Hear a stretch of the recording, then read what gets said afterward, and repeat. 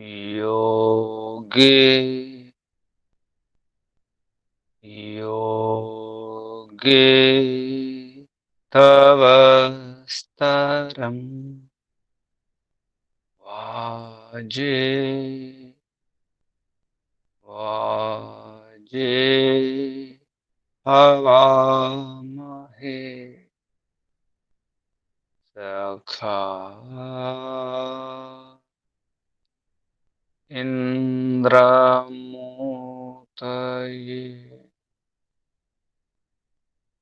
सखाय इन्द्रमूतये ॐ हिरण्मयेन पात्रेण सत्यस्यापिहितं मुखम् योऽसावादित्ये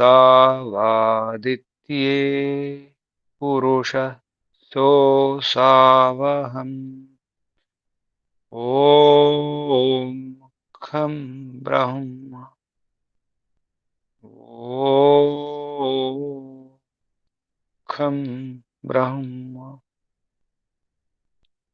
ॐ वायुरनिलममृतमथेदम् भस्मान्तं शरीरम् ॐ क्रतो स्मर क्लिबे स्मर कृतं स्मर ॐ क्रतो स्मर क्लिबे स्मर कृतं स्मर ॐ श्रुतिविरोधसमन्वयदर्पणम् निखिलवादिमतान्ध्यविदारणम् ग्रथितवानपि सूत्रसमूहकम् मुनिवरं तम् अहं सततं भजे शारीरकसूत्रसमूहकम् व्यासमुनिवरं तमहं सततं भजे सततं भजे। ॐ शान्ति शान्ति शान्ति।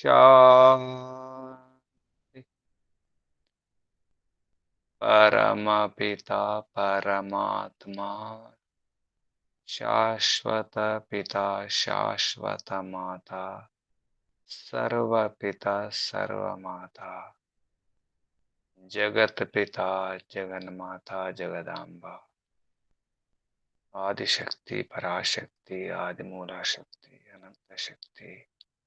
ओम ओम भूर्भुवस्वः प्राणाधारं संकटहर्तं मोक्षदायकं सुखदायकं आत्मदा वरदा ज्ञानदा सर्वदा हर्षदा।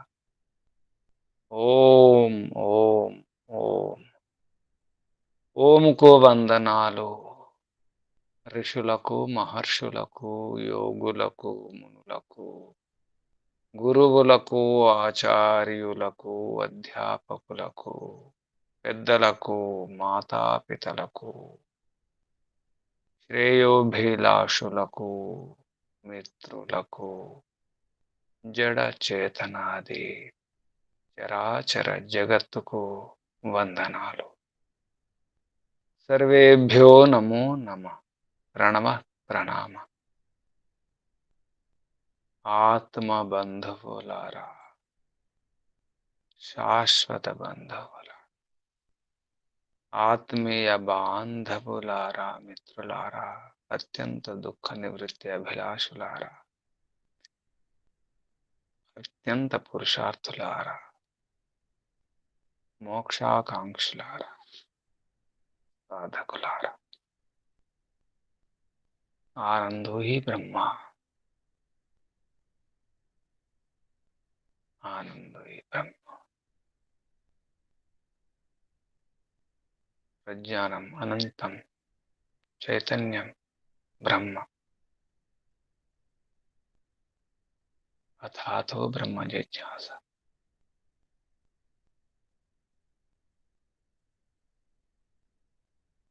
అనంతరం, ప్రయత్నం చేసిన అనంతరం,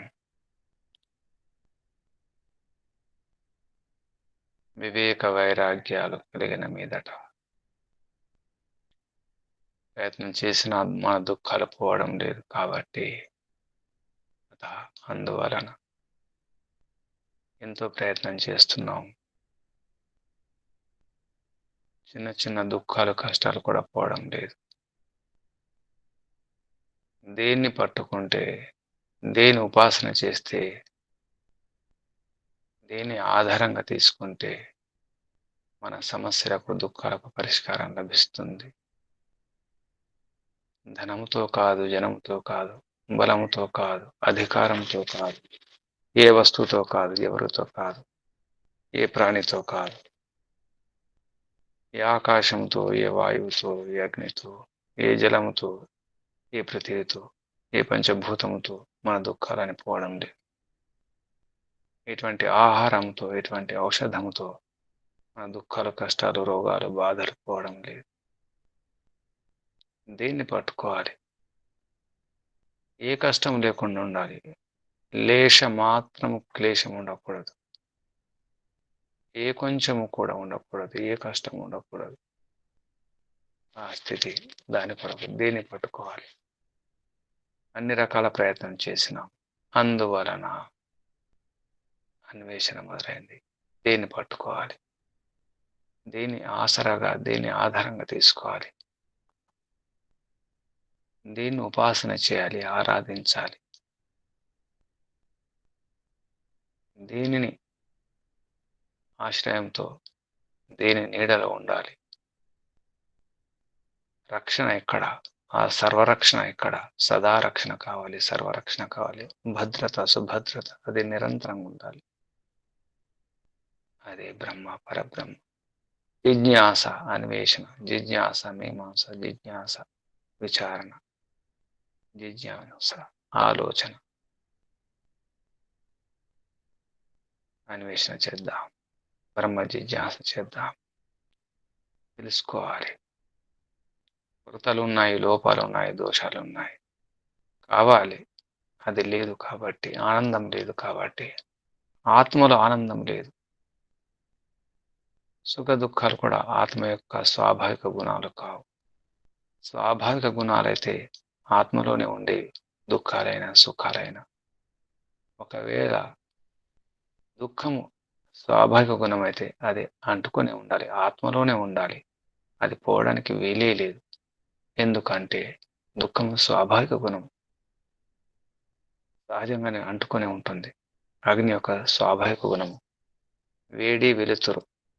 ఆ వేడి, వెలుగు ఉందంటే అది అగ్ని. అగ్ని యొక్క గుణాలు స్వాభావిక గుణాలు వేడి, వెలుగు, ఉష్ణము, ప్రకాశం. అగ్నిని అంటుకునే ఉంటాయి. ఉష్ణము, ప్రకాశం లేదంటే అది అగ్ని కాదు. అలాగే దుఃఖం ఒకవేళ స్వాభావిక గుణం అయితే ఆత్మను అంటుకునే ఉండాలి, విడిపోకుండా ఉండాలి. దుఃఖాలు పోతున్నాయి, ప్రయత్నం చేస్తే సమస్యలు పోతున్నాయి అంటే స్వాభావిక గుణం కాదు. సరే, దుఃఖం స్వాభావిక గుణం కాదు, సుఖము స్వాభావిక గుణమేమో. ఒకవేళ సుఖము స్వాభావిక గుణం అయితే అది కూడా పోకూడదు, వెళ్ళవేళ ఉండాలి, అంటుకొని ఉండాలి. సుఖం ఉండడం లేదు, సుఖ దుఃఖాలు వస్తున్నాయి, పోతున్నాయి. కొన్ని కారణాల వల్ల దుఃఖాలు వస్తున్నాయి, కొన్ని కారణాల వల్ల, ప్రయత్నాల వల్ల సుఖాలు వస్తున్నాయి, పోతున్నాయి. సుఖ దుఃఖాలు అలాగే ఉండడం లేదు, ఆత్మకు అంటుకుని ఉండడం లేదు. అంటే సుఖ దుఃఖాలు స్వాభావిక గుణాలు కావు. ఒకవేళ గుణాలైతే ఆ గుణాలు ద్రవ్యాన్ని ఆశ్రయించి ఉండాలి. ఈ సుఖ దుఃఖాలు ఎక్కడ ఉన్నాయి? ఏ ద్రవ్యాన్ని ఆశ్రయించి ఉన్నాయి? దానికి ప్రకృతిలో ఉన్నాయి, జడములో ఉన్నాయి. సుఖమైన, దుఃఖమైన. సుఖ దుఃఖాలు జడాశ్రితాలు. జడాన్ని ఆధారం చేసుకుని ఉంటాయి. ఆధేయాలు, జడం ఆధారం, సుఖ దుఃఖాల ఆధేయాలు, ఆశ్రితాలు. అంటే ప్రపంచంలో సుఖ దుఃఖాలున్నాయి, వస్తువులలో సుఖ దుఃఖాలున్నాయి. ఒక పదార్థం కొందరికి నచ్చుతుంది, కొందరికి నచ్చదు, కొందరికి అనుకూలంగా ఉంటుంది, కొందరికి అనుకూలంగా ఉండదు. కొందరికి ఆరోగ్యాన్ని ఇస్తుంది అదే పదార్థం, అనారోగ్యాన్ని ఇస్తుంది కొందరికి. దీన్ని బట్టి ఈ పదార్థాలలో లేదా వాతావరణంలో కొందరికి వేడి నచ్చుతుంది, కొందరికి నచ్చదు, కొందరికి చలి నచ్చుతుంది, కొందరికి నచ్చదు. వాతావరణమైన, పదార్థమైన, వ్యవహారమైన, మాటలైన, శబ్దాలైన, సంగీతమైన, అది రూపమైన, రసమైన, గంధమైన, ఏదైనా కొందరికి నచ్చుతుంది, కొందరికి నచ్చదు. కొందరికి అనుకూలం, కొందరికి ప్రతికూలం. సుఖ దుఃఖాల కారణం ఇంద్రియాలకు నచ్చడం, నచ్చకపోవడమే. బాగా అనిపించడం, అనిపించకపోవడమే. మనస్సుకు నచ్చడం, నచ్చకపోవడమే. మనసుకు నచ్చితే సుఖము, నచ్చకపోతే కాదంటే దుఃఖం. ఇలా సుఖ దుఃఖాలకు కారణం ఇది. మరి ఆనందం ఎక్కడి నుంచి వస్తుంది? ఈ ఆనందానికి ఆశ్రయం ఎక్కడ? ఆనందం మనకు గుణం. ఈ ఆనందము ఆత్మలో లేదు, కొరత ఉంది, లోపం ఉంది. కాబట్టి ఏది జిజ్ఞాస్యము, ఏది ఆరాధనీయం, ఏది ఉపాసన యోగ్యం, ఏది ఉపాస్యం? ఈ జిజ్ఞాస్యం, ఉపాస్యం ఏమిటి? ఆనందం కావాలి, అది నిరంతరం ఉండాలి, ఎప్పటికీ ఉండాలి. ఆనందానికి ఆధారమైనటువంటి ఆ పదార్థం ఏమిటి? ఆ ద్రవ్యం ఏమిటి? ఆనందం గుణం ద్రవ్యాన్ని ఆశ్రయించి ఉండాలి. అది ఎక్కడ ఉంది? సుఖ దుఃఖాలు జడం యొక్క గుణాలన్నాం. జడంలో సుఖ దుఃఖాలు ఉంటాయి, అవి స్వాభావిక గుణాలు, జగత్తులో ఉంటాయి. కానీ ఆనందం అదే చేతనంలో ఉంటుంది. అది ఏ చేతనము? ఆత్మయా పరమాత్మయా అని అన్వేషణలో తేలింది ఏమిటంటే అత్యధిక ఆనందం ఉన్నటువంటి పదార్థం కావాలి. ఆనందమయ, ప్రాచుర్యం అత్యధికంగా ఉండాలి, ప్రభూతంగా ఉండాలి, పుష్కలంగా ఉండాలి, నిండా ఉండాలి, అనంతంగా ఉండాలి, అనంత ఆనందమై ఉండాలి. ఆ వస్తువు, ఆ పదార్థం, ఆ ద్రవ్యం. ఆ ద్రవ్యం ఏమిటి? ఆ వస్తువు, ఆ పదార్థం ఏమిటి?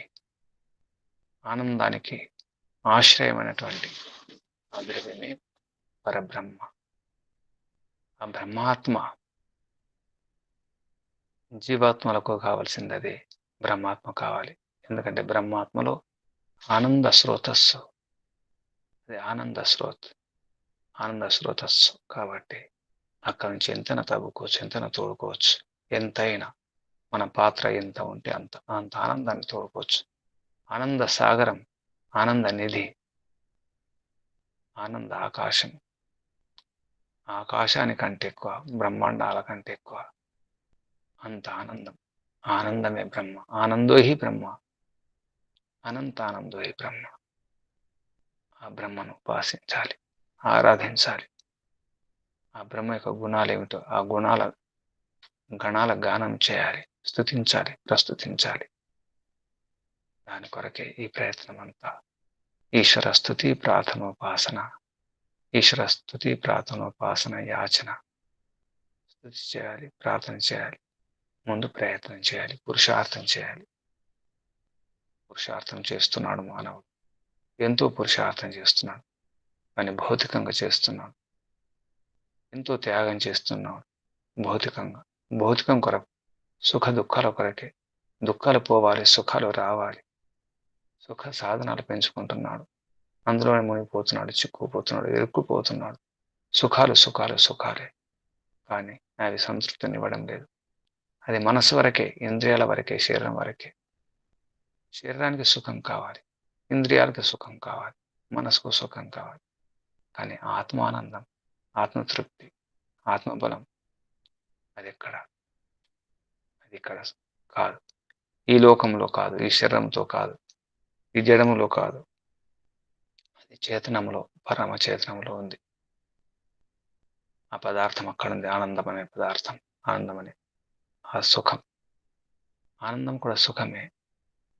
ఆనందం ఉంటే సుఖం ఉంటుంది, కానీ సుఖం ఉంటే ఆనందం ఉండదు. ఆనందం అందుకే ఒక్కోసారి సుఖం అంటారు ఆనందాన్ని. యస్య చ కేవలం సుఖ స్వరూపుడు అంటారు భగవంతుని. సుఖ స్వరూపుడు అంటే ఇక్కడ ప్రకృతి సుఖం కాదు. ఆనందమే సుఖం. కానీ సుఖం ఆనందం కాదు. ఆ విధంగా జిజ్ఞాస అవసరం ఉంది. పరబ్రహ్మ జిజ్ఞాస. ఎందుకంటే ఆ పరబ్రహ్మ జిజ్ఞాస తెలియాలి. ఎలా తెలుస్తుంది? తెలియాలంటే ఈ జగత్ ఏమిటి? జగత్తుకు కారణం ఏమిటి? ఈ సృష్టి, స్థితి, లయకు కారణం ఎవరు? ఎవరు కారకులు? ఏ కారణం? నిమిత్త కారణం, ఉపాదాన కారణమా? ఏదైనా ఒక పదార్థం చేస్తున్నాడు ఉత్పాదకుడు, ఉత్పత్తిదారుడు అంటే ఆ కర్త. చేసేవాడు కర్త. కర్త ఎప్పుడు కూడా చేతనే ఉంటాడు. శివము ఏది చేయదు. ఏ శివము ఏ పని చేయదు. చేస్తున్నాడు అంటే కర్త. ఆ కర్త అంటే చేతనమే. చేతనం చేస్తుంది. ఒక చిన్న పదార్థాన్ని చేయడానికి, ఒక చిన్న బొమ్మ గీయడానికి ప్రాణంతో ఉన్నటువంటి ఒక చిత్రకారుడు కావాలి. శివముతో ఉన్నటువంటి చిత్రకారుడు కాదు. శివములో ఉన్నటువంటి ఆ చెయ్యి, ఆ వేలు బొమ్మను గీయలేవు. ప్రాణంతో ఉన్న ఆ శరీరములో ఉన్నటువంటి ఆ చేతితో, ఆ వేళ్లతో బొమ్మను గీయగలుగుతాడు. ఆ విధంగా జీవాత్మ జీవించి ఉన్నప్పుడే మాట్లాడగలుగుతాడు, వినగలుగుతాడు. అది కూడా అన్ని పనిచేస్తే, ఇంద్రియాలు పనిచేస్తే, బుద్ధి పనిచేస్తే. కాబట్టి ఈ శరీరం కేవలం శరీరంతో కాదు, శరీరంలో జీవుడు ఉండాలి, ప్రాణం ఉండాలి. అంటే జీవాత్మ చిన్న పని చేయడానికి ప్రాణం ఉండాలి. మరి అండపిండ బ్రహ్మాండాలు, అనంతకోటి బ్రహ్మాండాలు, వీటిని సృజించి, నడిపించి, పరిభ్రమణం చేస్తూ, వాటిని తిప్పుతూ, గిరగిరా తిప్పుతూ, నడిపిస్తూ, చివరికి లయం చేస్తున్నాడు, ప్రళయం చేస్తున్నాడు. ఏది ఎక్కడి నుండి వచ్చిందో అక్కడికి పంపించేస్తున్నాడు. ప్రళయకర్త,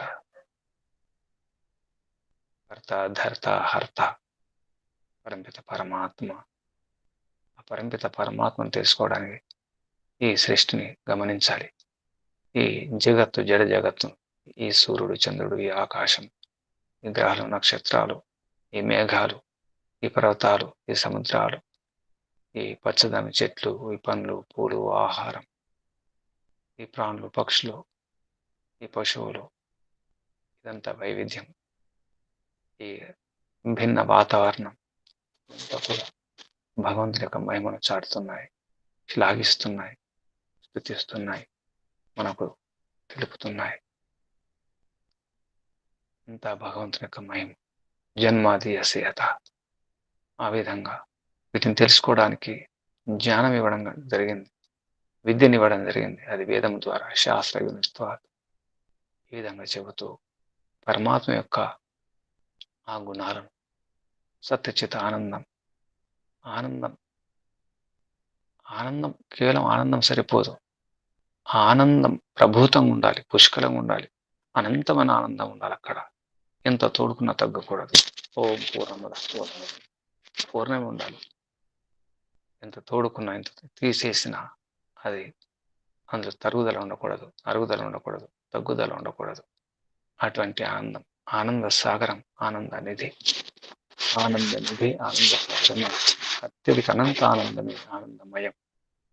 ఆనందమయం అన్నా, అనంత ఆనందం, తరగని ఆనందం అన్నా, అత్యధిక ఆనందం అన్నా, ఆనంద ఘనం, ఆనందమయం, ఆనందమయ అభ్యాసాత్. ఆనందమయాన్ని అభ్యసించాలి. యోగాభ్యాసం ద్వారా ఆనందాన్ని పట్టుకోవాలి, అనంత ఆనందాన్ని పట్టుకోవాలి. నిజానికి అక్కడ ఏ వికారం లేదు.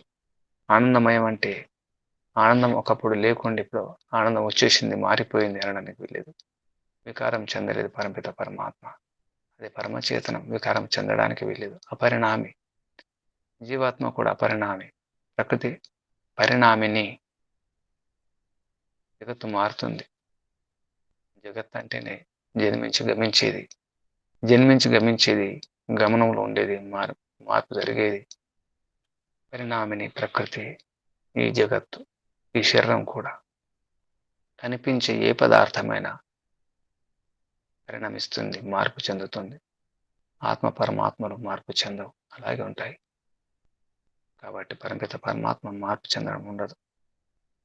ఆ మార్పు చెందకుండా ఉండడం నిర్వికారం. ఆత్మ నిర్వికారమే, పరమాత్మ నిర్వికారమే. ఆనందమయం అంటే అది వికారం లేదు. అనంతమైన ఆనందం, అధికమైన ఆనందం ఉన్నటువంటి పరమపిత పరమాత్మ బ్రహ్మానందం. అది పరబ్రహ్మానందం, అపారానందం. ఆనందమే బ్రహ్మ. నిజానికి ఆనందమయుడు, అత్యధిక ఆనందం. ఆ సందేహాన్ని నివృత్తి చేయడానికి వ్యాస మహర్షి ఈ సూత్రాలు తీసుకోవడం జరిగింది. ఆనందమయ అభ్యాసాత్, ఆనందమయ అభ్యాసాత్. తర్వాత సందేహ నివృత్తి చేస్తున్నారు 11వ సూత్రం నుంచి. వేదవ్యాసుల వారు వేదాంత దర్శనంలో ప్రథమ అధ్యాయంలో ప్రథమ పాదంలో 12 సూత్రానికి సమాధానంగా మిగతా సూత్రాలు తీసుకోవడం జరిగింది. ఆనందమయో అభ్యాసాత్, అభ్యాసం ఆనందమయం గురించి. వికారం కాదు. వికార శబ్దాత్ నా ఇది చేతన ప్రాచుర్యాత్ అని సమాధానం ఇవ్వడం జరిగింది. వికార శబ్దాత్ నా ఇది, వికార శబ్దం వలన ఇది కాదు, బ్రహ్మ కాదు, పరబ్రహ్మ కాదు అని అనుకుంటే, ఇది చేత్ అని అనుకుంటే నా అది కాదు. ఎందుకంటే ప్రాచుర్యం, అధికమైన ఆనందం అని 13వ సూత్రంలో సమాధానం ఇచ్చిన తర్వాత అది హేతు వ్యపదేశ, హేతు ఉంది దానికి. ఈ మాట చెప్పడానికి, ఈ కథనానికి హేతు ఉంది. జీవాత్మ ఆనందమయుడు కాదు. ఇక్కడ ఆనందమయమైన శబ్దం జీవాత్మ కొరకు కాదు. ఈ సందర్భంలో అది పరమిత పరమాత్మ గురించి ఆ శబ్దం ఆనందమయ. ఎందుకంటే జీవుడు ఆ ఆనందును పట్టుకొని, ఆ ఆనంద రసాన్ని పట్టుకొని ఆనంది అవుతాడు. రసం హి ఏవ అయం లబ్ధ్వా ఆనందీ భవతి. ఉపనిషత్తుల ప్రమాణం ఉంది. ఆ విధంగా తద్ధిత వ్యపదేశాత్ ఆనందమయ బ్రహ్మ. 2 శబ్దాలు జోడించుకోవాలి. ఇక్కడ వికార శబ్దాత్ న ఇతి చేత్ న ప్రాచుర్యాత్ ఆనందమయ బ్రహ్మ. 13వ సూత్రంలో కూడా ఆనందమయ బ్రహ్మ, ఆనందమయుడు బ్రహ్మ అని జోడించుకోవాలి. అప్పుడు పూర్తి వాక్యం వచ్చేస్తుంది. ప్రాచుర్యాత్ అధికమైనటువంటి ఆనందం ఉంది కాబట్టి ఆనందమయం, ఆనందమయ అనేది శబ్దం ఉంది. అది బ్రహ్మ గురించే, పరబ్రహ్మ గురించే. ప్రాచుర్యాత్ ఆనందమయ బ్రహ్మ. అలాగే తద్హేతు వ్యపదేశాత్ ఆనందమయ బ్రహ్మ. మాంత్రవర్ణికమేవ చ గీయతే ఆనందమయ బ్రహ్మ. 15వ సూత్రం కూడా ఆనందమయ బ్రహ్మ అనే 2 ఈ శబ్దాలు జోడించుకోవాలి. నా ఇతర అనుపపత్తి, ఇతరు మరొకటి కాదు, జీవాత్మ కాదు, ప్రకృతి కాదు. నిజానికి అది అది కూడా అనుపపత్తి అంటే ఈ ఉపపత్తి లేదు, యుక్తి లేదు కాబట్టి, యుక్తియుక్తం కాదు కాబట్టి ఇతర జీవుడు ఆనంద స్వరూపుడు, ఆనందం అని చెప్పడానికి వీలేదు. ఈ ఆనందమయ శబ్దం కూడా ఇక్కడ జోడించుకోవాలి. నా ఇతర అనుపపత్తే ఆనందమయ బ్రహ్మ. 2 శబ్దాలు ఆనందమయ బ్రహ్మ. ఇక్కడ కూడా ఆనందమయ బ్రహ్మే. 17వ సూత్రంలో భేద విపదే, భేదం ఉంది, భేదం ఉపదేశించడం జరిగింది. జీవాత్మ వేరు, బ్రహ్మ వేరు అని భేదం కనిపిస్తుంది ఉపనిషత్తుల్లో, వేదాల్లో. అది వేరు, ఇది వేరు. భేద వ్యపదేశాత్ చ ఆనందమయ బ్రహ్మ. కామాత్ చ న అనుమానాపేక్ష ఆనందమయ బ్రహ్మ. ఈ విధంగా ఆనందమయ బ్రహ్మ అనే 2 శబ్దాలు జోడించుకోవాలి. అలాగే 19వ సూత్రం వ్యాస మహర్షి యొక్క వేదాంత దర్శనం ప్రథమాధ్యాయం ప్రథమ పాదం 19వ సూత్రం అస్మిన్నస్య చ తద్యోగం శాస్తి. అస్మిన్ అందులో, ఎందులో, అస్మిన్ ఇందులో, అస్మిన్ అంటే ఇందులో, ఎందులో పరబ్రహ్మలో, అస్య అస్య అంటే ఎవని యొక్క, దీని యొక్క, ఇందులో దీని యొక్క, అస్మిన్ ఇందులో, అస్య దీని యొక్క అంటే బ్రహ్మలో, పరబ్రహ్మలో, అస్య జీవుని యొక్క తద్ యోగం ఆనందంతో యోగం అవుతుంది, ఆనందం కలుస్తుంది, ఆనందంతో కూడడం అనేది జరుగుతుంది. అస్మిన్ బ్రహ్మని అస్య జీవాత్మని చ తద్యోగం. తత్ ఏంటి తత్? ఆనందం, ఆనందయోగం. తత్ యోగం, ఆనందయోగం శాస్తి శాసింపబడినది, ఉపదేశించబడినది, చెప్పబడినది. ఈ విధంగా ఈ 19వ సూత్రంలో. కాబట్టి ఇక్కడ కూడా ఆనందమయ బ్రహ్మ.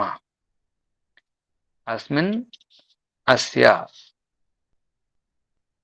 పరబ్రహ్మలో, అస్య జీవాత్మ యొక్క, అంటే మరియు పరబ్రహ్మలో మరియు జీవాత్మ యొక్క తద్యోగం. అంటే ఆనందం. ఇక్కడ యోగం కలవడం, కూడడం, పొందడం, ఆనందాన్ని పొందడం అనేది శాస్తి ఉపదేశింపబడినది, చెప్పబడినది. దీనికి చాలా ప్రమాణాలు చెప్పడం జరిగింది. తైత్తిరీయ బ్రాహ్మణంలో కూడా యదా హి ఏవ ఏష ఏతస్మిన్ అదృశ్యే అనాత్మే అనిరుక్తే అనిలయే అభయం ప్రతిష్టాం విందతి అథ సో అభయం.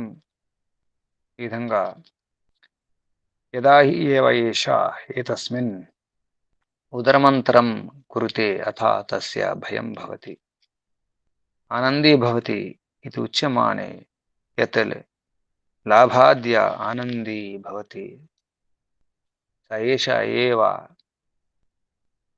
ఇతి అనున్మత్తః కో అబ్రవీతి.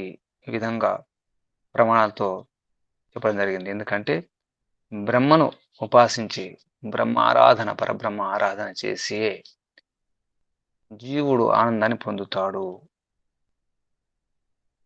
పరబ్రహ్మను కాకుండా. ఎందుకంటే ఏ వాతావరణం ఉంటే ఆ వాతావరణం యొక్క లాభం కలుగుతుంది.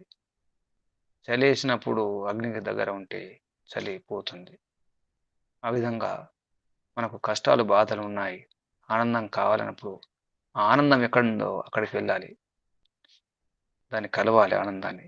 అలా భగవంతుని కలిసినప్పుడే, భగవంతునిలో ఉన్నప్పుడే అది పోతుంది. అది అంటే దుఃఖాలు, కష్టాలు పోతాయి అని చెప్పడం జరిగింది. ఈ విధంగా ఈ ప్రకరణం గురించి ఆనందమయ అనే అయితే సందేహం ఉందో ఆ సందేహాన్ని 19 ఈ సూత్రం వరకు చెప్పడం జరిగింది. వ్యాస మహర్షుల వారు వేదాంత దర్శనంలో ప్రథమాధ్యాయంలో ప్రథమ పాదంలో ఈ ఆనందమయం, ఎందుకంటే సత్ చిత్ ఆనందం, సచ్చిత్ ఆనందం ఆ 3 శబ్దాలలో మూల ప్రకృతి, తర్వాత ఈ జడ జగత్తు గురించి, జీవాత్మ గురించి, పరమాత్మ గురించి ఆ 3 శబ్దాల్లో పూర్తిగా విమర్శనం జరిగింది. సత్ ప్రకృతి, చిత్ సత్ చిత్.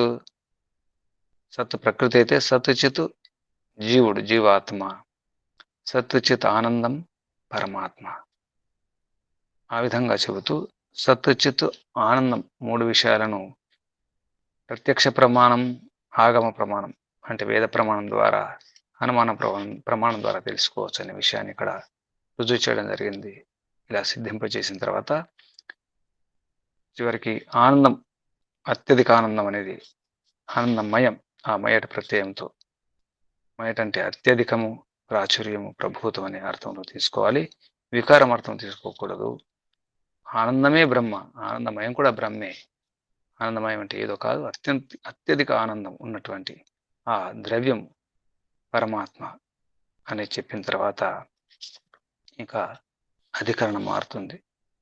అసలు ఈ బ్రహ్మం జిజ్ఞాసం అంటే సాక్షాత్కార యోగ్యం, అది తెలుసుకోదగినది, అన్వేషింపదగినది, సాక్షాత్కారం చేసుకోదగినది. మానవ జన్మ యొక్క పరమ లక్ష్యం పరమాత్మ సాక్షాత్కారమే, అదే మోక్షం.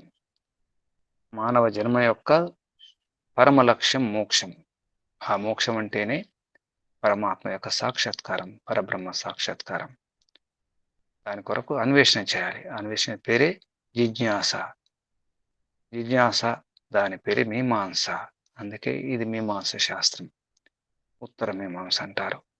దీని పేరే వేదాంత దర్శనం, దీని పేరే శారీరక సూత్రాలు, దీని పేరే బ్రహ్మ సూత్రాలు.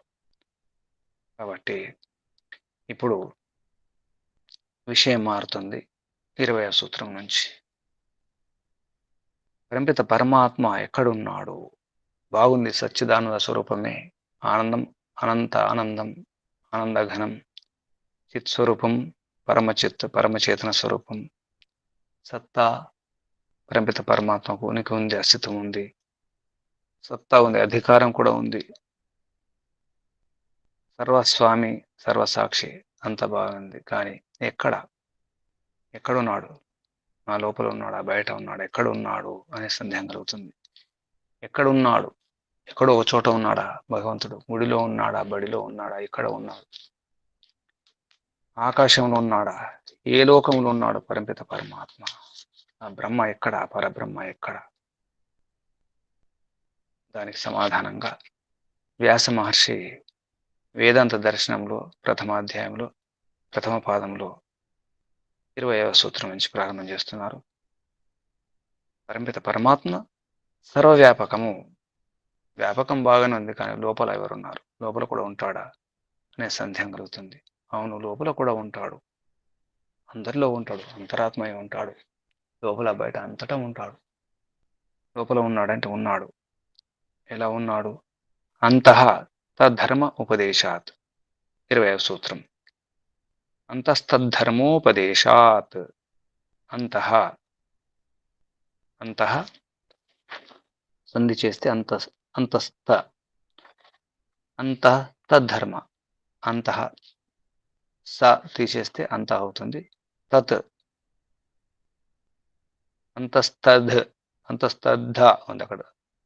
అంతః విసర్గ చేస్తే సా పోతుంది, ఆ సా కింద తా అవుతుంది. తద్ధ ఉంది, అక్కడ కూడా సంధి ఉంది. తత్, అంతః తత్, తద్ధర్మోపదేశాత్. అంతః తద్ ధర్మోపదేశాత్. అంతములో, లోపల. ఈ అంతఃశబ్దం ఏతుందో అది అంతర్యామి అని అర్థంలో వస్తుంది. దానికి ఛాందోగ్య ఉపనిషత్తులో ప్రకరణం ఉంది, సందర్భం ఉంది. ఆ విషయాలు తీసుకోవడం జరిగింది. అక్కడ సందేహం కలుగుతుంది. ఛాందోగ్య ఉపనిషత్తు కనుక మనం అధ్యయనం చేస్తే ఈ సందర్భంలో, ఈ ప్రకరణంలో మనకు సందేహం కలుగుతుంది. ఆ సందేహాన్ని ఇక్కడ నివృత్తి చేస్తున్నారు. ఛాందోగ్య ఉపనిషత్తు దగ్గర ఉంటే చూసుకోవచ్చు. 1:7:6, 1:6:8, 1:7:5 ఇక్కడ అర్థం చెప్తున్నారు. 1:6:6 నుంచి 6:6, 1:6:7, 1:6:8, 1:7:5, 1:7:6 ఈ విధంగా సందర్భాలు తీసుకుని, ఆ ప్రకారం తీసుకుని ఆ విషయాలను ఇక్కడ స్పష్టం చేస్తున్నారు వేదవ్యాసుల వారు శిష్యులకు. అంతః లోపల అనేది శబ్దం ఉందో తత్ ధర్మ. ఎవరి ధర్మాలు? తత్ అంటే ఇక్కడ బ్రహ్మ. తద్ బ్రహ్మ, ఆ బ్రహ్మ యొక్క ధర్మాలను ఉపదేశాలు, ఉపదేశించడం వలన, అంటే బ్రహ్మను ఉద్దేశించి ఉపదేశం ఉంది. తద్ధర్మ, బ్రహ్మ యొక్క ధర్మాలు ఉన్నాయి. అన్ని పాపాలు దూరం చేస్తాడు భగవంతుడు. భర్గ, మనం గాయత్రి మంత్రం చెప్పుకుంటాం. తత్సవితుర్వరేణ్యం భర్గో దేవస్య ధీమహి. భర్గ అంటే పాపాలను, కష్టాలను దూరం చేసేవాడు. భర్గ అంటే గొడ్డలి, నిజానికి గొడ్డలి నరికేస్తుంది, దూరం చేస్తుంది. పరంపిత పరమాత్మ శుద్ధం చేస్తాడు కాబట్టి నరికేస్తాడు, కష్టాలు నరికేస్తాడు గొడ్డల్లాగా. అందుకే భర్గ శబ్దం తీసుకోవడం జరిగింది గాయత్రి మంత్రంలో. ఆ విధంగా పరంపిత పరమాత్మ అన్ని దూరం చేస్తాడు, కష్టాలు దూరం చేస్తాడు. దాని కొరకే ఈ విషయాన్ని ధర్మ ఉపదేశం జరిగింది. దాని వలన అంతః తద్ ధర్మ ఉపదేశాత్. ఈ అంత శబ్దంతో బ్రహ్మ పేరు అంతః. ఇక్కడ అంతః అనేది బ్రహ్మ యొక్క, పరబ్రహ్మ యొక్క, పరమాత్మ యొక్క పేరు అంతః. లోపల ఉంటాడు కాబట్టి అంతరాత్మ కూడా అంటాం, అంతర్యామి అంటాం. ఆ విధంగా తత్ ధర్మ, తత్ అంటే బ్రహ్మ యొక్క ధర్మ ఉపదేశాలు ఉండడం వలన ఛాందోగ్య ఉపనిషత్తులో అతయా ఏషో అంతః ఆదిత్యే హిరణ్యమయః పురుషః దృశ్యతే. అథ యా ఏషో అంతరాదిత్యే హిరణ్యమయ పురుషో దృశ్యతే. హిరణ్యకేశ అప్రాణాఘాత్ సర్వ ఏవ సువర్ణః. తస్య యథా కప్యాసం పుండరీకమేవం అక్షిణి తస్య ఉదితి నామ స ఏష సర్వేభ్య పాపమేభ్య ఉదితః ఉదేతి హ వై సర్వేభ్య పాపమభ్యో య ఏవం వేద తస్య రిక్ చ సామ చ గేష్ణో స ఏష ఏ చ అముష్మాత్ పరాం చో లోకాః తేషాం చ ఇష్టే దేవకామానాం చ ఇతి అధిదైవతం అథ అధ్యాత్మం అత యః ఏషః అంతః అక్షిణి పురుషः దృశ్యతే తస్య ఏతస్య తద్ ఏవ రూపం యద్ అముష్య రూపం యావం ఉష్య గేష్ణౌ తౌ గేష్ణౌ యత్ నామ తత్ నామ స ఏష ఏ చ ఏతస్మాద్ సర్వాంచ లోకః తేషాం చ ఇష్టే మనుష్యాః కామానాం చ ఇతి తద్ ఏ ఇమే వీణాయాం గాయంతి ఏతం తే గాయంతి తస్మాత్ తే ధనాసనయ. ఈ విధంగా ఛాందోగ్య ఉపనిషత్తు కొన్ని ప్రకరణాలు ఉన్నాయి. అందులో ఈ హిరణ్మయ పురుషుడు ఆదిత్యం హిరణ్మయ ఉందో అక్కడ ఉన్నటువంటి అది కానీ హిరణ్యశ్మశ్వరు బంగారు లాంటి కేశములు, గడ్డాలు, మీసాలు ఇవన్నీ ఉన్నాయి. నఖాలు, నఖాత్ అంటే గోర్లు ఇటువంటివి ఉంటాయి. అంత సువర్ణమయమే ఆదిత్యంలో, సూర్యునిలో. అలాగే అక్షిని కంట్లో ఉన్నటువంటి ఆ తేజస్సు, సూర్యుని ఆ తేజస్సు, ఆ వెలుగు ఇదంతా కూడా ఇక్కడ అంతః సూర్యుని లోపల అక్షిని కంటి లోపల ఉన్న తేజస్సు ఏతుందో, వెలుగుందో అది ఎవరు అనే సందేహం కలుగుతుంది. అది ఎవరు నిజానికి? సూర్యుడు, ఈ కన్ను అవి జడ పదార్థాలు. జడ పదార్థంలో అందులో వెలుగు ఉంది, ప్రకాశం ఉంది, సూర్యునిలో ఉంది. ఈ కంటిని చూస్తున్నాం, కంటి వెలుగు కూడా అంటాం. ఇదంతా ఎవరు అనే సందేహం కలుగుతుంది. దానికి సమాధానంగా అంతస్తద్ధర్మోపదేశాలు. ఈ ధర్మోపదేశాల వలన ఈ ఆదిత్యంలో ఉన్నటువంటి కంటిలో ఉన్నటువంటి ఏదైతే ఉందో అంతఃపురుషుడు, ఉపాసుడు, అది జీవుడు కాదు నిజానికి అని చెప్పడానికి. కొందరు అది జీవుడు అంటారు, అది జీవుడు కాదు. ఇక్కడ వర్ణది అలంకార భాష. నిజానికి అలంకార భాషలో చెప్పడం జరిగింది. అది అర్థం కావాలి. ఇది ఆలంకారిక వర్ణ. సూర్యుడు ఉన్నటువంటి అంతఃపురుషుడు, కంటిలో ఉన్న అంతఃపురుషుడు అది జీవుడై ఉంటాడు. ఎందుకంటే దేవుడు అలా ఎందుకు ఉంటాడు? దేవుడు ఉండడానికి వీల్లేదు కదా అని సందేహం కలుగుతుంది శిష్యులకు. వ్యాస మహర్షుల వారి యొక్క శిష్యులకు కలిగిన సందేహాన్ని నివృత్తి చేయడానికి ఈ సూత్రం చెప్పడం జరిగింది. అంతఃశబ్దాన్ని ఇక్కడ తీసుకోవడం జరిగింది. ఆ శబ్దానికి సమాధానంగా సందేహాన్ని నివృత్తి చేస్తున్నారు. అది కాదు, అది పరంపిత పరమాత్మయే. సూర్యునికి వెలుగునిచ్చింది, ఈ కంటికి ఆ శక్తినిచ్చింది పరంపిత పరమాత్మయే, మరొకటి కాదు. అంతః తద్ధర్మ ఉపదేశాత్ అని చెప్పడం జరిగింది. కాబట్టి ఈ వర్ణ ఏతుందో ఆ వర్ణన అది అలంకార భాష అని చెప్పడం జరిగింది. ఎందుకంటే పరమపిత పరమాత్మ సర్వవ్యాపి, సర్వభూతాంతరాత్మ. శ్వేతాశ్వతర ఉపనిషత్తులో ఉంది. ఛాందోగ్య ఉపనిషత్తు కూడా రాయడం జరిగింది. స భగవా కస్మిన్ ప్రతిష్ఠిత ఇది స్వే మహిమ్ని అనే ఆ ప్రశ్నకు సమాధానం కూడా చెప్పడం జరిగింది. హిరణ్యాశ్మశ్వరు హిరణ్యకేశ పరపిత పరమాత్మ యొక్క వర్ణ చెబుతూ బంగారు వర్ణాల మీసాలు, వెంట్రుకలు అని చెప్పడం జరిగింది. అంటే సూర్యుని కిరణాలను బంగారు వర్ణంలో వస్తాయి. ఆ బంగారు వర్ణంలో వచ్చినటువంటి ఆ కిరణాలు కేశములు అనే అలంకార భాష చెప్తారు ఉపమానంతో. వర్ణనలో అలంకార భాష ఉంటుంది. అందుకే సూర్యుని పేరు కేశిని, కేశంలో గలవాడు. సూర్యుని గడ్డాలు ఉంటాయి, మీసాలు ఉంటాయి, కేశాలు ఉంటాయి. అవే కిరణాలను ఆ విధంగా పోలుస్తారు. అనంత మాత్రాన భగవంతుడికి అవి ఉంటాయా, గడ్డాలు మీసాలు ఉంటాయా, నిరాకారం అంటారు అని సందేహం కలుగుతుంది. కానీ అది అలంకార భాష. అది సూర్యునికి సంబంధించినటువంటి కిరణాల యొక్క అలంకారం, వర్ణన. కానీ అందులో ఉన్నటువంటి ఆ వెలుగుకు కారణం పరమపిత పరమాత్మే. ఎందుకంటే సర్వవ్యాపి, సర్వభూతాంతరాత్మ. పరమపిత పరమాత్మ సర్వవ్యాపి, సర్వవ్యాపకుడు. సూర్యునిలో ఉన్నాడు, ఈ కన్నులో ఉన్నాడు, అంతటా ఉన్నాడు. పరమపిత పరమాత్మ ఆ శరీరం శరీరేషు కఠోపనిషత్తులో వస్తుంది. శరీరాలలో ఆ శరీరం శరీరేషు శరీరాలలో బ్రహ్మ శరీరం లేనివాడు అశరీరం. కాబట్టి అశబ్దం అస్పర్శం అరూపం అవ్యయం కఠోపనిషత్తులో వస్తుంది. పరమపిత పరమాత్మలో శబ్దం లేదు, స్పర్శ లేదు, రూపం లేదు. అది అవ్యయం, అది ఖర్చు కాదు, తరగదు ఆ బ్రహ్మ పదార్థం. కాబట్టి ఈ అంతఃశబ్దం వలన పరమపిత పరమాత్మ సర్వాంతర్యామి అంతటా ఉంటాడు అనే విషయం యోగ దర్శనం కూడా వస్తుంది. క్లేశకర్మ విపాకాశై అపరామృష్ట పురుష విశేషేశ్వర. పరమపిత పరమాత్మకు ఏ క్లేశములు, ఏ కర్మలు, ఏ విపాకం ఏది కూడా కర్మఫలం ఉండదు. అది అపరామృష్ట పదార్థం. పురుష విశేష పురుషుడు ఈశ్వరుడు అనే విషయాన్ని యోగ దర్శనంలో 1వ అధ్యాయంలో చెప్పడం జరిగింది. సమాధి పాదంలో 24వ సూత్రంలో ఈశ్వరుడు క్లేశాదులు లేనివాడు, సంబంధం లేనివాడు. కాబట్టి పరమపిత పరమాత్మ పరబ్రహ్మ అక్షి కన్నులో ఆదిత్యంలో అంతఃపురుషుడు అంతటా ఉంటాడు. అంతటా ఉన్నప్పుడు కన్నులో కూడా ఉంటాడు. సూర్యునిలో, చంద్రునిలో, గ్రహాల్లో, నక్షత్రాల బ్రహ్మాండం అంతటా ఉంటాడు. కాబట్టి బ్రహ్మ ఈ పరమ పురుషుడు విశేష పురుషుడు అని చెప్పడం జరిగింది. ఏషో అంతరాదిత్య హిరణ్మయ పురుషో ఏతుందో ఆ చాందోగ్యోపనిషత్తులో దానికి సమాధానం ఇది.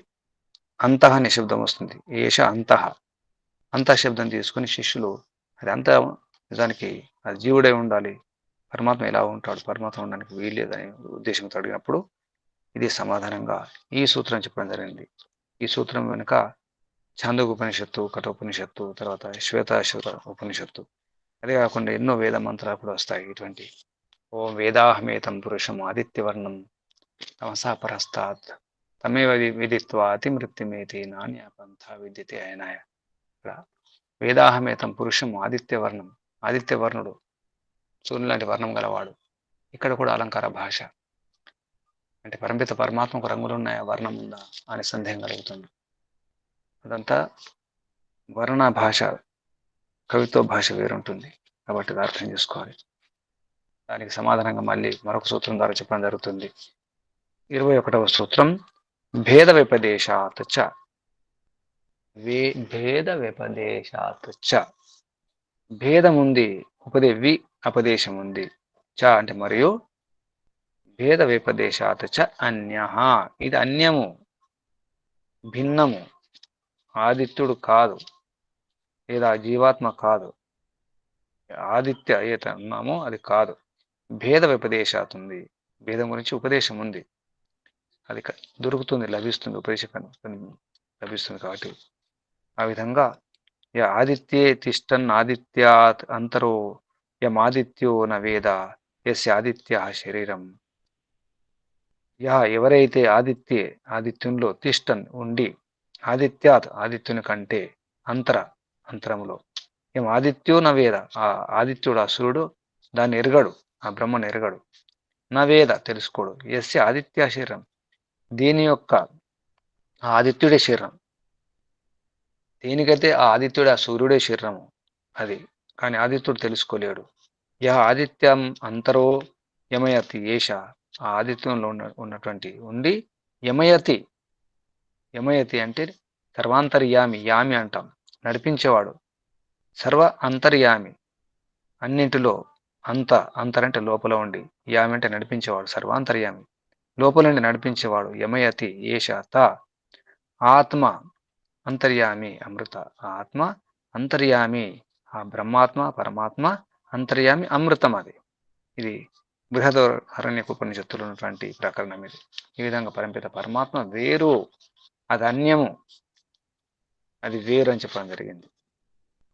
ఎందుకంటే ఆధేయాలు ఉంటాయి. ఒకటి ఆధారం ఉంటుంది, ఒకటి ఆధేయం, ఒకటి ఆశ్రయం, ఒకటి ఆశ్రితం. ఒకటి ఆధారం ఉంటుంది, మరొకటి ఆధారపడి ఉంటుంది. ఆధారపడేదాన్ని ఆధేయం అంటాం లేదా ఆశ్రితం అంటాం. ఈ విధంగా భిన్నంగా చెప్పడం జరిగింది. కాబట్టి ఈ అంత పురుషుడు అక్షి కన్ను కాదు, ఈ ఆదిత్యుడు. ఇంతకుముందు ఆదిత్యుడు కన్ను గురించి చెప్పడం జరిగింది. ఆ కన్ను ఆదిత్యుల కంటే భిన్నుడు. అక్షి కాదు, ఆదిత్యుడు కాదు, ఈ రెండు కావు. కాబట్టి ఉపనిషత్తు వాక్యాల్లో ఆదిత్యుడు అక్షి ఏతుందో అది ఈ పరమ పురుష పరమాత్మకు ఆధారం అనుకుంటారు. నిజానికి ఆ కనులకు ఆ సూర్యునికి అన్నిటికీ ఆధారం పరమిత పరమాత్మే. కానీ అక్కడ ఉపనిషత్తులో వచ్చిన విషయం ఏంటంటే ఆ కన్నులో ఆ సూర్యునిలో ఏతుందో అంటే ఆ సూర్యుడు ఆ కన్ను ఆధారం అనిపిస్తుంది. నిజానికి పరమిత పరమాత్మ ఆధారపడి లేడు, ఆధేయుడు కాదు, అన్నిటికీ ఆధారుడు, నిజానికి సర్వాధారుడు. కాబట్టి ఈ ఆదిత్యుడు కానీ కన్ను కానీ శరీరాలు కానీ ఇవన్నీ కూడా పరమిత పరమాత్మ పురుషుడు ఆత్మ అనుకుంటాం. వర్ణించేటప్పుడు ఏమంటాం? కనిపించే బ్రహ్మాండం అంతా జగతంతా పరమిత పరమాత్మ యొక్క శరీరం అంటాం. శరీరంలో జీవుడున్నట్టుగా పరమిత పరమాత్మ ఈ బ్రహ్మపురిలో ఈ బ్రహ్మాండం అంతా తన పురి కాబట్టి ఈ బ్రహ్మాండంలో ఉన్నాడు. అంటే బ్రహ్మాండం ఆ పరమిత పరమాత్మ అనే ఆ ఆత్మకు ఆధారం అనిపిస్తుంది. కానీ దానికి వ్యతిరేకం. శరీరంలో జీవుడు ఉన్నట్టుగా కాదు, కానీ ఆ పరమిత పరమాత్మ సర్వవ్యాపకమై ఉండి సర్వాంతర్యమే అన్నిటిలో ఉండి నడిపిస్తాడు. స్థితికి కారణం, సృష్టికి కారణం, అలాగే ప్రళయానికి కూడా కారణం. ఆ శక్తి ఈ జీవునికి లేదు. జీవుడు శరీరం ఉన్నట్టు అది కాదు, కేవలం అలంకార భాష. ఈ బ్రహ్మాండాలన్నీ కలిపి భగవంతుని యొక్క శరీరం అనుకోవడం అది వర్ణించడం కొరకే. జీవుడు శరీరంలో ఉన్నట్టుగా జీవుడి పేరు కూడా పురుషుడే. పురే శయనం కరోతి అంటే పురిలో, ఈ శరీరం అనే పురిలో శయనిస్తాడు కాబట్టి పురుషుడు. ఈ బ్రహ్మాండం అంతా శరీరం కాబట్టి అక్కడ కూడా అది శరీరం అనుకుంటే అక్కడ కూడా పురుషుడే. కానీ పరమ పురుషుడు పరమాత్మ. ఈ పురుషుడు ఈ పర్సన్ జీవుడు ఈ శరీరంలో. ఈ విధంగా వర్ణం ఉంది. భేద వైపదేశాత్ భేదం చెప్పబడ్డది కాబట్టి అన్య పరమిత పరమాత్మ అన్యుడు, ఈ శరీరాల కంటే భిన్నుడు, జగత్తు కంటే భిన్నుడు. కాబట్టి పరమిత పరమాత్మ అన్య అనే విషయాన్ని తీసుకొని చెప్పడం జరిగింది. ఈ విధంగా మనకు పరమిత పరమాత్మ సర్వవ్యాపకుడు సర్వాంతర్యామి అనే రెండు శబ్దాలకు ఇక్కడ అర్థం చెప్పడం జరిగింది. అంతః తద్ ధర్మ ఉపదేశాత్ అనే సూత్రం ద్వారా పరమిత పరమాత్మ సర్వాంతర్యామి, లోపల ఉంటాడు, నడిపిస్తాడు. అందుకే అంతః అనే శబ్దం పరమిత పరమాత్మకి వర్తిస్తుంది. అంతః అన్నా అంతర్యామి అన్నా అదే అర్థం వస్తుంది. అంతన్నంత మాత్రాన ఈ శరీరంలో ఉంటాడు కాబట్టి ఈ శరీరాలే ఆధారం అంటే పొరపాటు అవుతుంది. ఆధారం కాదు, నిజానికి పరమిత పరమాత్మే ఆధారుడు. అది అలంకార భాష. తర్వాత భేద వైపదేశాత్ చ అన్య ఇక్కడ స్పష్టం చేయడం జరిగింది. అదన్య భేదం. ఇది సర్వాంతర్యామి, అంతటా ఉంటాడు. ఎలా ఉంటాడు అనే విషయంలో 22వ సూత్రం చెప్పడం జరిగింది. ఎలా సర్వవ్యాపకుడు?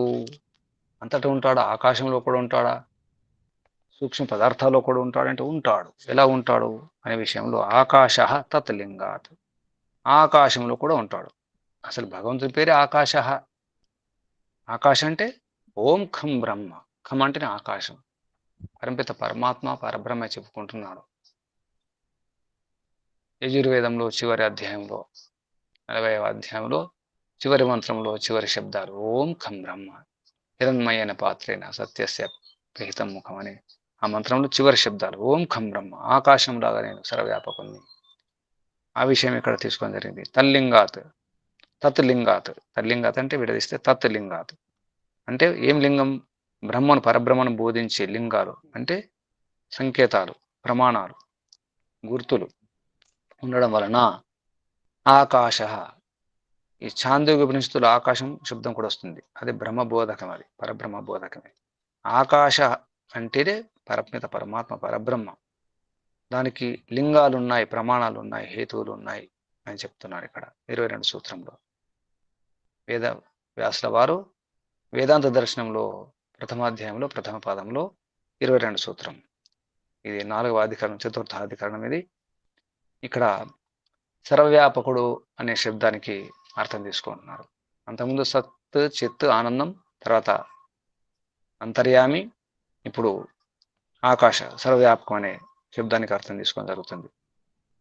బ్రహ్మం యొక్క వ్యాపకత్వం ఎలా ఉంది దాని వర్ణన ఇక్కడ ప్రారంభం. ఆకాశ తత్లింగాత్ 22వ సూత్రం. అస్య లోకస్య కా గతి అస్తి. అస్య అస్య లోకస్య ఈ లోకం యొక్క కాగతి ఏ గతి ఉంది? ఆకాశతి హోవాచ ఆకాశం. సర్వాణి వా ఇమాని భూతాని ఆకాశం ఆకాశాదేవ సముత్పద్యంతే. అన్ని ఇమాని భూతాన్ని ఈ భూతాలన్నీ కూడా ఈ ప్రాణులన్నీ కూడా ఆకాశాదేవ ఆకాశం నుంచే సముత్పద్యంతే మంచిగా పుడతాయి.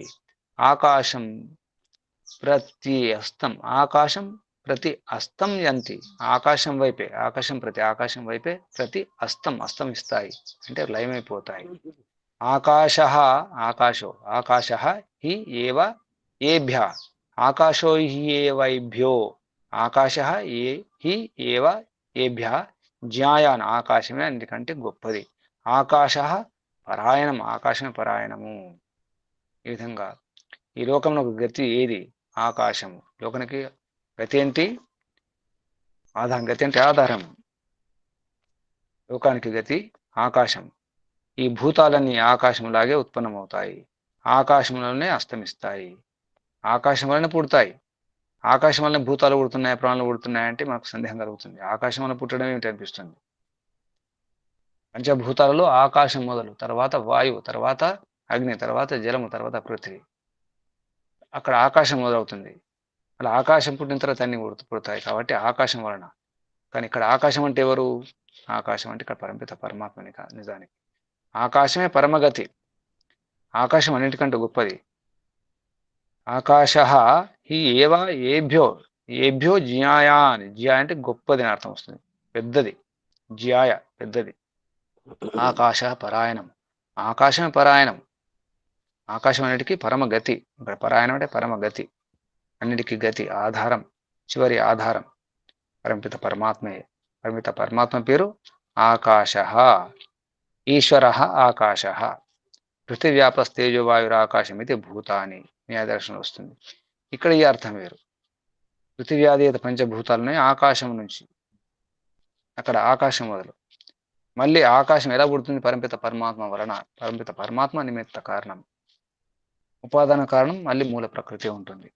అలా మూల ప్రకృతిని తీసుకుని పరమిత పరమాత్మ ఆకాశము, తర్వాత వాయువు, అగ్ని, జలము, నీరు, ఈ పంచభూతాలను సృష్టించిన తర్వాత మిగతా ఇవన్నీ కనిపించే ఈ భూమి, కనిపించే ఈ మట్టి, ఈ రాళ్ళు, ఈ పర్వతాలు ఇవన్నీ కనిపిస్తాయి.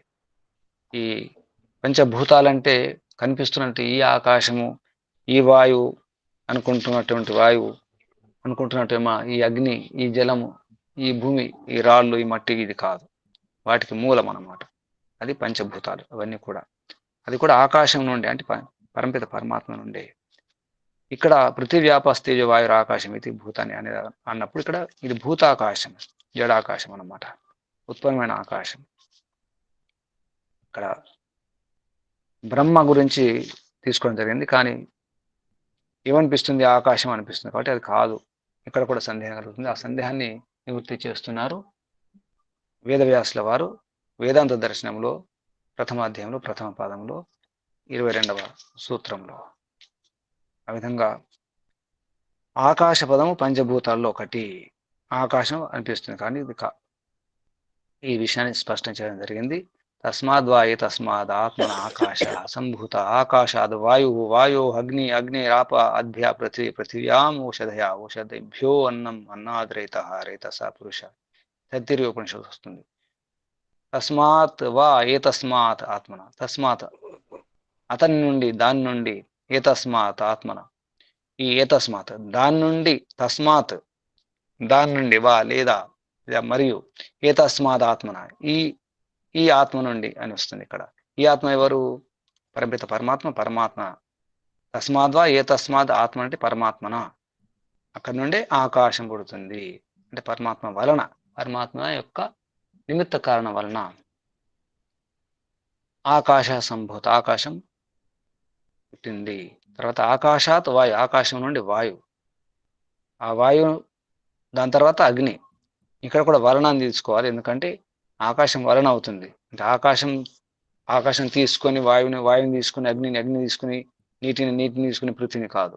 ఆ పృథ్వీలో మళ్ళీ ఔషధులు వస్తాయి, తర్వాత అన్నం వస్తుంది. అన్నాద్రేత, రేతస్ అంటే వలన, అన్నం నుండి కాదు, అన్నం వలన రేతస్సు పుడుతుంది, వీర్యం ఇటువంటి పుడతాయి, దానివలన పురుషుడు జన్మ. ఈ విధంగా మనకు శరీరం ఎలా వస్తుందో చెప్పడం జరిగింది. పరమిత పరమాత్మ వలన ఆకాశం, ఆకాశం వలన వాయు, వాయు వలన అగ్ని, అగ్ని వలన ఆప నీరు, అభ్య నీటి వలన పృథ్వీ, పృథ్వ్యాం ఈ పృథ్వీలో ఉన్న ఔషధిభ్య ఔషధాల నుండి, అంటే ఔషధాల వలన అన్నం, అన్నం వలన రేతస్సు వీర్యం, అదంతా కూడా. తర్వాత దాని నుండి పురుషుడు అనే ఈ సృష్టి క్రమం చెప్పడం జరిగింది. మనకు శరీరం ఎలా వస్తుంది, ఈ శరీరం తయారు కావడానికి ఇదంతా అవసరం ఉంటుంది. కాబట్టి ఆ పరమిత పరమాత్మే మూలము. ఆకాశ శబ్దం బ్రహ్మవాచకం కానీ భూతాకాశం కాదు అని స్పష్టం చేసుకోవాలి. సర్వాణి వా ఇమాని భూతాని ఆకాశాదేవ సముత్పద్యంతే. ఈ భూతాలన్నీ కూడా మళ్ళీ ఇక్కడ చెప్పడం జరిగింది. సర్వాణి భూతాని, అన్ని భూతాలన్నీ కూడా ఆకాశం నుండి పుట్టినాయి అంటే స్పష్టంగా ఏంటి, చాలా స్పష్టంగా చెప్పడం జరుగుతుంది. చాలా స్పష్టం. అన్ని భూతాలకు ఆధారం పరమిత పరమాత్మయే. ఈ విషయాన్ని అర్థం చేసుకోవాలి. ఈ విధంగా మనకు పరమిత పరమాత్మ సర్వాంతర్యామి, సర్వవ్యాపకుడు అనే విషయం ఇక్కడ స్పష్టమైంది. కాబట్టి అన్నిటికంటే గొప్ప జాయాన్ పృథివ్యా, జాయాన్ అంతరిక్షాత్, జాయాన్ దివోహో, జాయాన్ ఏభ్యో లోకేభ్య. ఇది కూడా ఛాందోగ్య ఉపనిషత్తులు వస్తుంది. పృథివీ కంటే జాయ అంటే గొప్ప, పృథివ్యా పృథివీ కంటే గొప్ప, జాయాన్ అంతరిక్షాత్ అంతరిక్షం కంటే గొప్ప, జాయాన్ దివో ద్యులోకం కంటే గొప్ప, జాయాన్ ఏభ్యో లోకేభ్య అన్ని లోకల కంటే, సర్వలోకల కంటే పరమిత పరమాత్మ జ్యేష్ఠము, అధికము, గొప్ప. అందుకే ఓం ఖం బ్రహ్మ అని చెప్పేసి మనకు యజుర్వేదంలో చివరి మంత్రంలో చివరి మాటలో చెప్పడం జరిగింది. ఆ చివరి మాటలే వేదాంతం, వేదం యొక్క అంతం, వేదం యొక్క సారం. విజ్ఞానం, ఆనందం, బ్రహ్మ, విధంగా విజ్ఞానమయం, ఆనందమయం. మయం అంటే అధికమైనటువంటి విజ్ఞానం. జ్ఞానస్య పరాకాష్ఠ,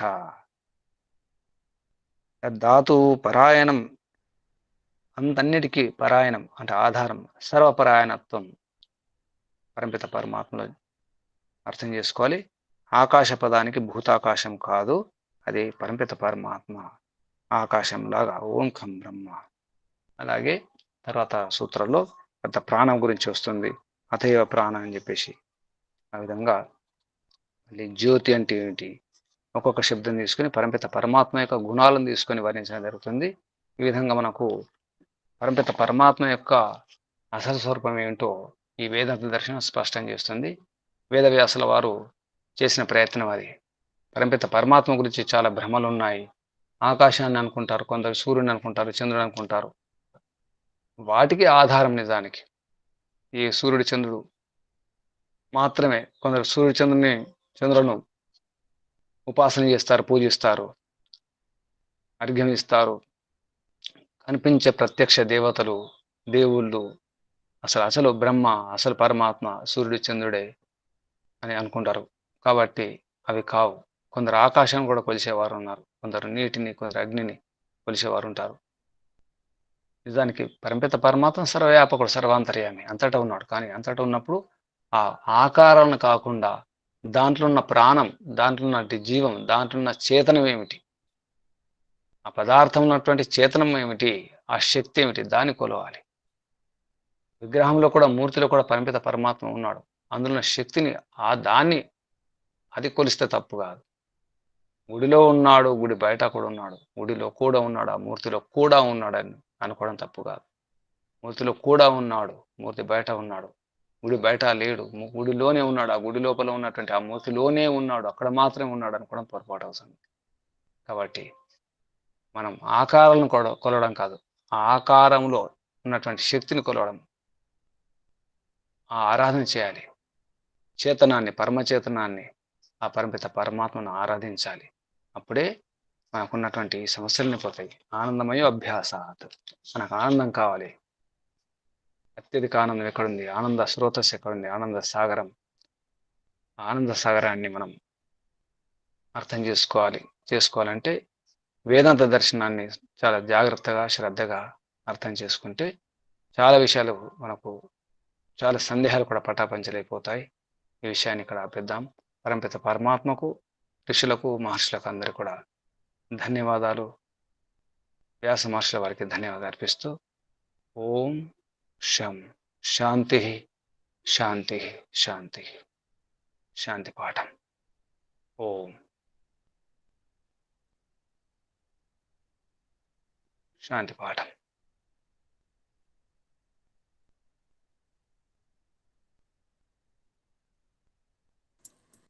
ओम जौ शान्तिरन्तरिक्षं शान्तिः पृथिवी शान्तिरापः शान्तिरोषधयः शान्तिः वनस्पतयः शान्तिर्विश्वे देवाः शान्तिः ब्रह्म शान्तिः सर्वं शान्तिः शान्तिरेव शान्तिः सामा शान्तिरेति। ओम शान्ति शान्ति शान्ति। सर्वेभ्यो नमो नमः। नमस्ते गुरुजी। सर्वेभ्यो नमः। प्रणाम प्रणाम।